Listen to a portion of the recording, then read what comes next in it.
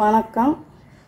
நான் உங்கள் லட்சுமி பாட்டி இப்போ என்ன பண்ண போகிறேன்னா ரோஸ் மில்க்கு.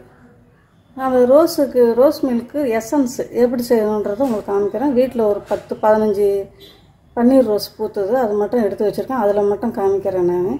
அது வரைக்கும் எவ்வளோ அந்த 15 ரோஸ் பூக்கு எவ்வளோ சர்க்கரை போடுறது, எப்படி எசன்ஸ் செய்கிறதுன்னு மட்டும் உங்கள்கிட்ட காமிக்கிறேன். அது ரொம்பவே நல்லாயிருக்கும் அவங்க வீட்டில் செய்கிறது. அதுக்கு ஒரு பூவாக நான் எடுத்து சேர்த்து வச்சுருந்தேன். இப்போ எசன்ஸு பண்ண போகிறேன். அந்த எசன்ஸுக்கு பாருங்கன்னா 1 டம்ளர் சர்க்கரை வச்சுருக்கிறேன். 1 டம்ளர் அதே டம்ளரில் 1 டம்ளர் தண்ணி வச்சுருக்கிறேன். பாருங்கள், ஸ்டவ் பற்ற வச்சுட்டேன். தண்ணியை ஊற்றிக்கலாம். இந்த சர்க்கரையும் அதிலே போட்டுக்கலாம். நல்லா கொதிக்கட்டும்.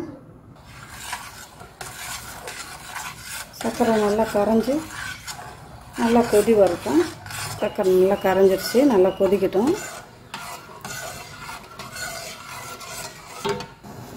பாருங்கள், நல்லா கொதி வருது. இந்த டைமில் ரோஸ் போட்டுக்கலாம். ரோஸை அலசி வச்சுக்கோங்க. பன்னீர் ரோஸ் தான் போடணும், வேறு இந்த கலர் ரோஸு இருக்கும். கடையிலாம் விற்கிது, அது சாயம் போட்டு கொண்டு வராங்க அப்படி இப்படின்லாம் சொல்கிறாங்க. அதெல்லாம் வாங்கி போட்டுறாதீங்க. பன்னீர் ரோஸ் வாங்கி போடுங்க.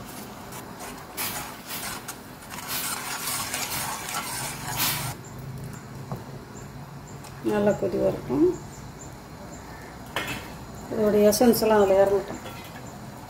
இந்த பூவில் பன்னீர் பூ ரோஸ் பூ இருக்கு இல்லையா, அந்த எசன்ஸ் ஃபுல்லாக இறங்கி பூ நல்லா வெளுத்த நேரத்துக்கு வரட்டும்.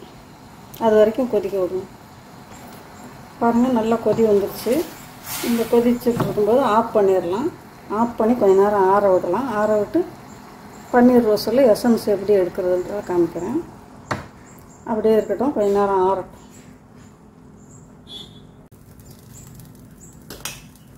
பார்த்திங்கன்னா வடிகட்டிக்கலாம்.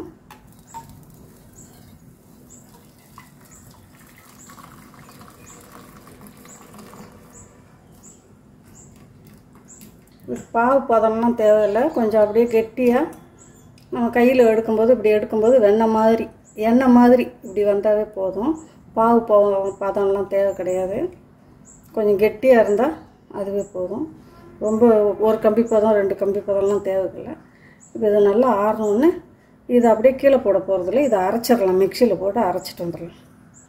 பாருங்கள், அரைச்சிட்டு வந்துட்டேன். அதை எடுத்து வடிகட்டிக்கலாம். ஏன்னா அதுலேயும் கொஞ்சம் எசன்ஸ் இருக்கும்.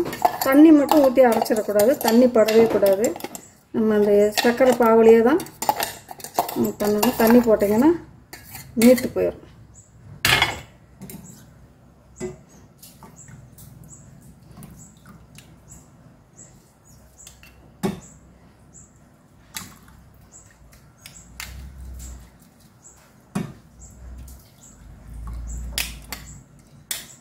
நம்மளுக்கு அதோடைய வாசனை, அதோடைய மனம் தான் நம்மளுக்கு கிடைக்குமே தவிர ஃபுல்லாக கலர் கிடைக்காது. இவ்வளவு தான் கலர் கிடைக்கும். பார்த்திங்கன்னா இந்த கலர் தான் கிடைக்கும். இவ்வளவு தான் கலர் கிடைக்கும். அதுக்கு மேலே கலர் கிடைக்காது. இதில் என்ன பண்ணணும், இப்போ ரோஸ் எசன்ஸ் ஒரு 1/4 ஸ்பூன் ஊற்றிக்கலாம்.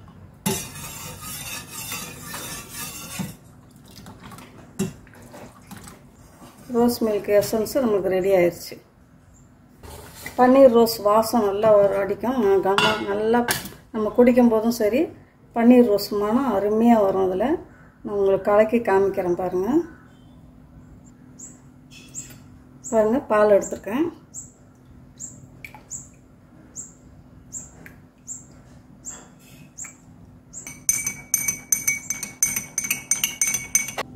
ஐஸ் போட்டுக்கலாம். ஐஸ் போட்டு குடிக்கும்போது ரொம்பவே நல்லாயிருக்கும். பாருங்கள்,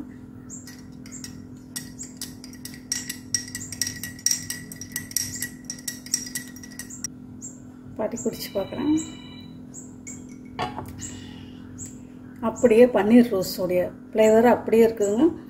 பன்னீர் ரோஸு அதனால பாருங்கள், பன்னீர் ரோஸ் கலர் அப்படியே வந்திருக்குது. எசன்ஸ் ஊற்றின கலர் கூட வரல, அவ்வளோ அழகாக வந்திருக்குது. பாருங்கள், இதே மாதிரி நீங்களும் பன்னீர் ரோஸு கடையில் விற்கும். வீட்டில் இல்லாட்டி என்ன பண்ணுங்கள், கடையில் விற்கும் பன்னீர் ரோஸ் வாங்கி நல்லா கழுவிட்டு இதே மாதிரி பாட்டி செஞ்ச மாதிரி செஞ்சு வச்சுருந்தீங்கன்னா உங்களுக்கு போதும். ரோஸ் மில்க் ரெடி ஆயிரும்.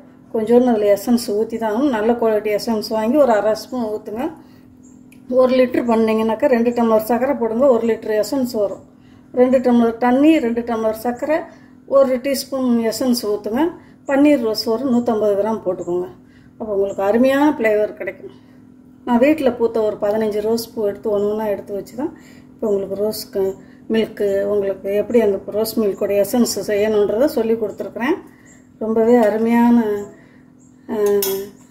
ரோஸ் மில்க் எசன்ஸு ரொம்பவே நல்லாயிருக்கும்.